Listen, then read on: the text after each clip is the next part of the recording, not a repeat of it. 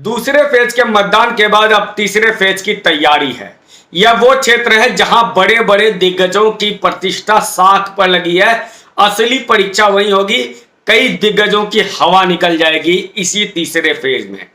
इस फेज में है खगड़िया, जहां से मुकेश सहनी की प्रतिष्ठा दांव पर लगी हुई है। मधेपुरा और सुपौल कहा जाता है रोम पोप का और मधेपुरा गोप का, यादवों का एक ऐसा प्रभावशाली जिला और ऐसा प्रभावशाली क्षेत्र जहां से जीतेंगे तो यादव ही।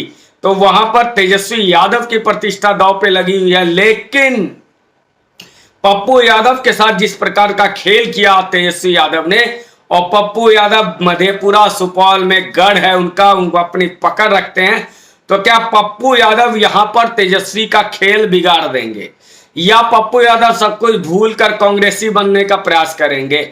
लेकिन ऐसा लगता नहीं है, क्योंकि अंतिम तक तेजस्वी यादव ने जिस तरह से खेला किया पप्पू यादव का के साथ, मुझे लगता है पप्पू यादव यहाँ सुपौल और मधेपुरा में वो भी खेल करेंगे ही। हालांकि इन दो सभी सीटों पर जब भाजपा जदयू का ही गठबंधन के सांसद हैं, इसलिए भाजपा जदयू की भी प्रतिष्ठा लगी हुई है। वहीं खगड़िया से ही सम्राट चौधरी ने अपने राजनीतिक करियर की शुरुआत की थी। इनके पिता ने इन्हें प्रवक्ता से ही इनको नेता बनाया था। तो खगड़िया में सम्राट चौधरी की भी प्रतिष्ठा दांव पे लगी हुई है, जहां पर सम्राट चौधरी हैं और वहीं पर महबूब अली कैसर कांग्रेस के पूर्व प्रदेश अध्यक्ष रहे, रामविलास पासवान की पार्टी के से सांसद रहे और अब वो राजद में ज्वाइन कर गए हैं। तो क्या वहां भी कोई खेला होने वाला है? और वो सीट अभी सीपीआई के पास है। क्यों? जो महागठबंधन है, जो इंडी गठबंधन जिसे कह रहे हैं, उस महागठबंधन में अगर किसी की चलती है तो वो लालू यादव की चलती है। तो क्या मुकेश सहनी के साथ यहां भी गेम किया गया है? क्योंकि झंझारपुर, जो इसी थर्ड फेज में चुनाव जहां होना है, झंझारपुर में सीट दे दिया गया वीआईपी मुकेश सहनी को।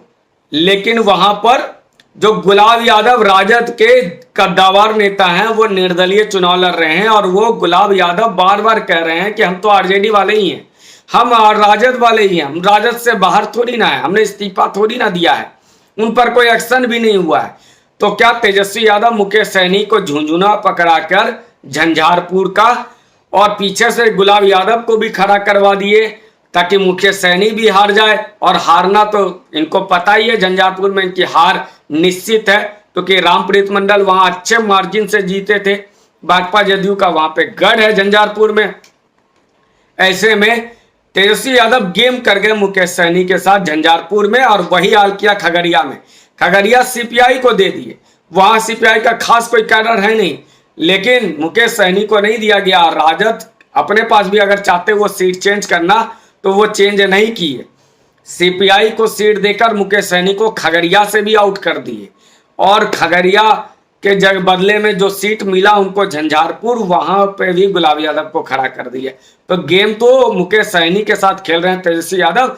शायद मुकेश सहनी अभी नहीं समझ रहे हैं, बाद में समझेंगे, और जब समझेंगे तो सच में जूते में दाल बटेगी, कहते हैं ना, दोनों में एकदम पूरे बहसबाजी होगी। मैं लिख करके दे रहा हूं, मधेपुरा, सुपौल, खगड़िया, झंझारपुर और उसके बाद सीमांचल का वो क्षेत्र अररिया, जहां पर भाजपा चुनाव लड़ रही है। वहां भाजपा प्रदीप सिंह चुनाव लड़ रहे हैं और उन पर यह आरोप है कि वो अगड़ी पीछी की राजनीति बहुत करते हैं, वो अगड़ी जातियों को गालियां देते हैं बहुत, ऐसा आरोप है।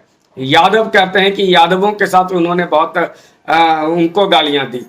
जो भी हो, उनकी राह कितनी मुश्किल कितनी आसान। सीमांचल का क्षेत्र है, एग्रेसिव वोटिंग वहां होना है, वहां बहुत बड़ी संख्या में मुसलमान भी हैं, वो किधर जा रहे हैं। लेकिन अररिया एकमात्र सीट है सीमांचल में जहां पे भाजपा अपने पकड़ बना करके रखी हुई है। एक दौर था कटिहार में जब निखिल चौधरी वहां से सांसद हुआ करते थे, उसके बाद वो सीट जदयू को जाने के बाद पूर्णिया भी जदयू को, किशनगंज भी जदयू को, तो अररिया एकमात्र भाजपा के पास है सीमांचल की 4 जिला में।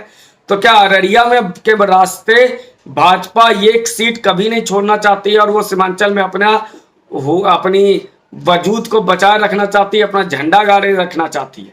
और जिस प्रकार से अब वोट बिल्कुल ध्रुवीकरण के साथ हो गया। हिंदू मुस्लिम बिल्कुल स्पष्ट रूप से एक दूसरे के सामने खड़े हैं। तो ऐसे में अररिया की सीट में क्या भाजपा को फिर से फायदा होगा? हो सकता है फायदा होता दिख रहा है। लेकिन खगड़िया की मैं बात फिर से करता हूं, यहाँ राजेश वर्मा भागलपुर के पूर्व डिप्टी मेयर राजेश वर्मा वो चुनाव लड़ रहे हैं रामविलास पासवान मतलब एलजेपी-आर से, चिराग पासवान की पार्टी से, और उनके समर्थन में बहुत हुजूम निकला है। तो हो सकता है कि खगड़िया में राजेश वर्मा सीट निकाल लें। मधेपुरा में भी जिनको टिकट दिया गया है आरजेडी में, उसका तो पप्पू यादव भी बगा रहेंगे, और जदयू के पुराने नेता हैं दिनेश लाल यादव, वो चुनाव जीत सकते हैं। सुपौल में भी वही स्थिति है, और झंझारपुर में तो मैंने बता ही दिया, गुलाब यादव के रास्ते मुकेश सैनी का सफाया कर रहे हैं तेजस्वी यादव।